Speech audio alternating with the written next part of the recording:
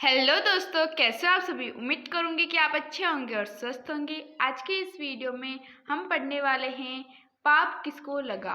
पिछले वीडियो में हमने विक्रम और बेताल की कहानी को शुरू किया था और जाना था कि किस तरीके से विक्रम और बेताल मिले थे, और आगे की कहानियाँ हमें इसी तरीके से एक एक करके वीडियो में जानेंगे। तो जब विक्रम और बेताल दोनों मिले थे तो बेताल की एक शर्त थी कि तुम चुप रहोगे तभी मैं तुम्हारे साथ जाऊँगा, वरना मैं वापस जाकर पेड़ पे लटक जाऊँगा। और जब वो रास्ते में चल रहे थे तो उन्होंने कहा कि ये रास्ता हमारा थोड़ा मनोरंजक होना चाहिए, इसलिए मैं तुम्हें कहानियाँ सुनाता हूँ। तो ये बेताल की पहली कहानी है जो विक्रम को सुनाता है। अब जानते हैं कि इस कहानी में क्या होता है और क्या ये कहानी पूरी होते होते विक्रम बेताल को योगीराज के पास ले जा पाता है या नहीं। शुरू करते हैं इस कहानी को। उम्मीद करूँगी आपने वीडियो को लाइक करके चैनल को सब्सक्राइब कर लिया होगा। शुरू करते हैं इस कहानी को। पाप किसको लगा। काशी में प्रताप मुकुट नाम का राजा राज्य करता था। उसके वर्ज मुकुट नाम का एक बेटा था। एक दिन राजकुमार दीवान के लड़के को साथ लेकर शिकार खेलने जंगल गया। घूमते घूमते उन्हें तालाब मिला। उसके पानी में कमल खिले थे और हंस किलोल रहे थे। किनारों पर घने पेड़ और थे जिन पर पक्षी चहचहा रहे थे। दोनों मित्र वहां रुक गए और तालाब के पानी में मुंह हाथ धोकर ऊपर महादेव के मंदिर पर गए। घोड़ों को उन्होंने मंदिर से बाहर बांध दिया। वो मंदिर के में दर्शन करके बाहर आए तो देखते क्या है कि तालाब के किनारे राजकुमारी अपनी सहेलियों के साथ स्नान करने आई है। दीवान का लड़का तो वहीं एक पेड़ के नीचे बैठा रहा, पर राजकुमार से न रहा गया। वह आगे बढ़ गया। राजकुमारी ने उसकी ओर देखा तो वह उस पर मोहित हो गई। राजकुमारी भी उसकी तरफ देखती रही। फिर उसने क्या कि जूड़े में से कमल का फूल निकाला, कान में लगाया, दांत से कुतरा, पैर के नीचे दबाया और फिर छाती से लगा लिया। अपनी सखियों के साथ चली गई। उसके जाने पर राजकुमार निराश हो गए और अपने मित्र के पास आया और सब हाल कह सुनाया।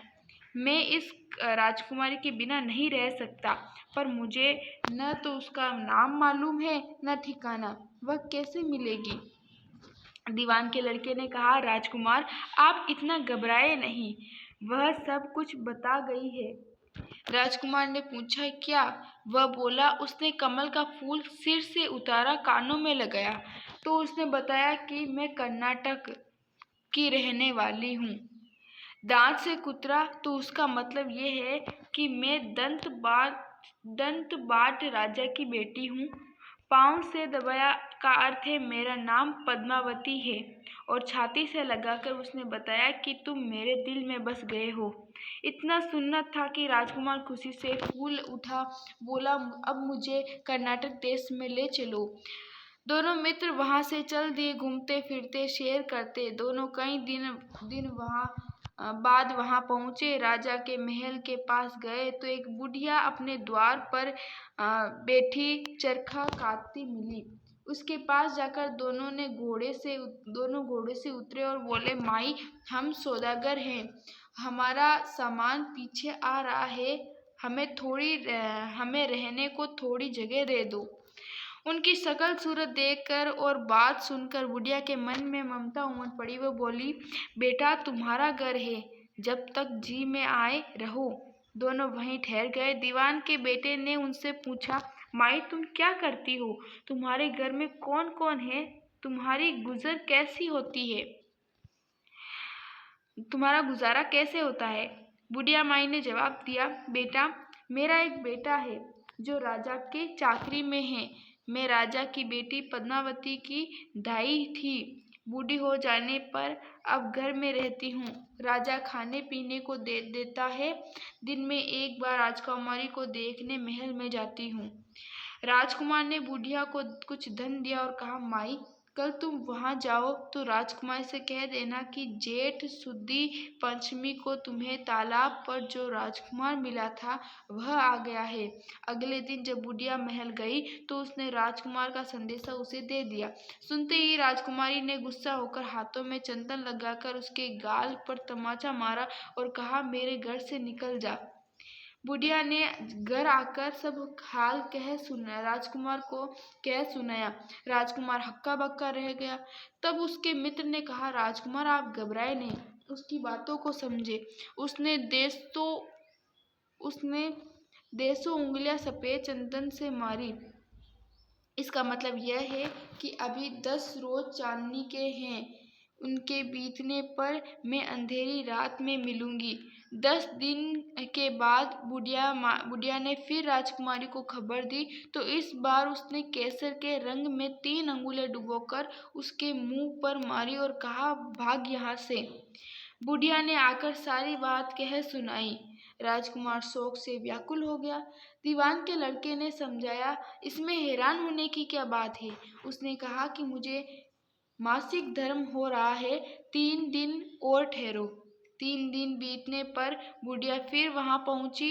इस बार राजकुमारी ने उसे फटकार कर पंचमी की खिड़की से बाहर निकाल दिया। उसने राजकुमार को बता दिया। सुनकर दीवान का लड़का बोला, मित्र, उसे आज रात को तुम्हें उस खिड़की की राह बुलाया है। मारे खुशी के राजकुमार उछल गया। समय आने पर उसने बुढ़िया की पोशाक पहनी, इत्र लगाया, हथियार बांधे। दोपहर रात बीतने पर वह महल में जा पहुंचा और खिड़की में से होकर अंदर पहुंच गया। राजकुमारी वहां तैयार खड़ी थी। वह उसे भीतर ले गई। अंदर के हाल देखकर राजकुमार की आंखें खुल गई। एक से बढ़कर एक चीजें थी। रात भर राजकुमार राजकुमारी के साथ रहा। जैसे ही दिन निकलने को आया कि राजकुमारी ने राजकुमार को छिपा दिया और रात होने पर फिर बाहर निकाल लिया। इस तरह कई दिन बीत गए। अचानक एक दिन राजकुमार को अपने मित्र की याद आई। उसे चिंता हुई कि पता नहीं उसका क्या हुआ होगा। उदास देखकर राजकुमारी ने कारण पूछा तो उसने बता दिया। बोला, वह मेरा बड़ा प्यारा दोस्त है, बड़ा चतुर है, उसकी होशियारी से ही तो तुम मुझे मिल पाई हो। राजकुमारी ने कहा, मैं उसके लिए बढ़िया बढ़िया भोजन बनाती हूँ, तुम उसे खिलाकर तसल्ली देकर लौट आना।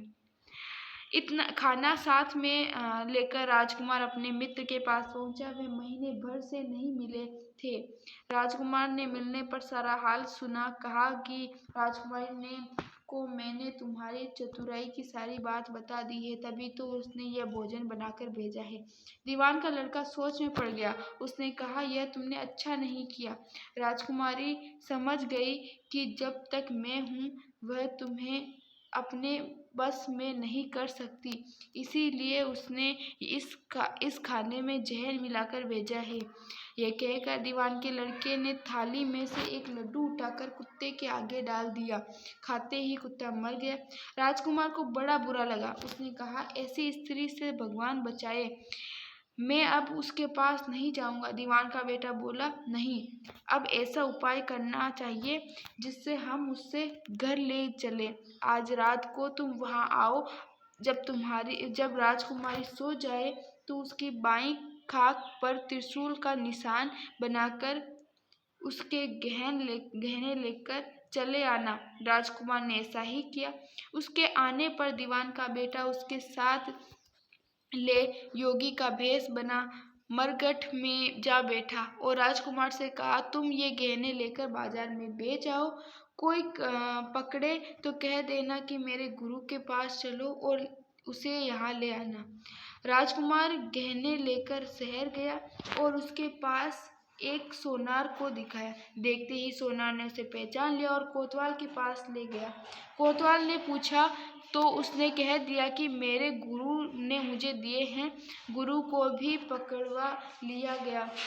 सब राजा के सामने पहुंचे। राजा ने पूछा, योगी महाराज, ये गहने आपको कहाँ से मिले? योगी बने दीवान ने बेटे ने कहा, महाराज, मैं मसान में काली चौदस को डाकिन मंत्र सिद्ध कर रहा था कि डाकिन आई। मैंने उसके गहने उतार लिए और बाहीं खाक में त्रिशूल का निशान बना दिया। इतना सुनकर राजा महल में गया। उसने रानी से कहा कि पद्मावती, बाई खाक पर देखो कि त्रिशूल का निशान तो नहीं है। रानी देखा तो था। राजा को बड़ा दुख हुआ। बाहर आकर वह योगी को एक और ले जाकर बोला, महाराज, धर्मशास्त्र में खोटी स्त्रियों के लिए क्या दंड है? योगी ने जवाब दिया, राजन,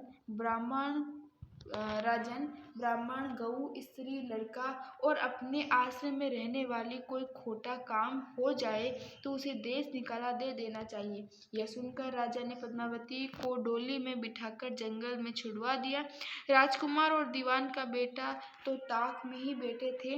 राजकुमारी को अकेले पाकर साथ ले अपने नगर में लौट आए और आनंद से रहने लगे। इतनी बात सुनकर बेताल बोला, राजन, यह बताओ कि पाप किसको लगा है? राजा ने कहा, पाप तो राजा को लगा।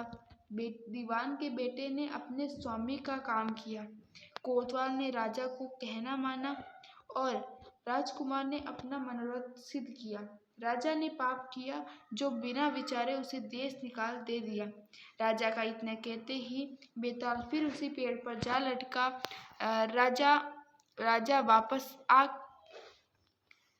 राजा वापस आ गया और बेताल को लेकर चल दिया। बेताल बोला, राजन सुनो, एक और कहानी सुनाता हूँ।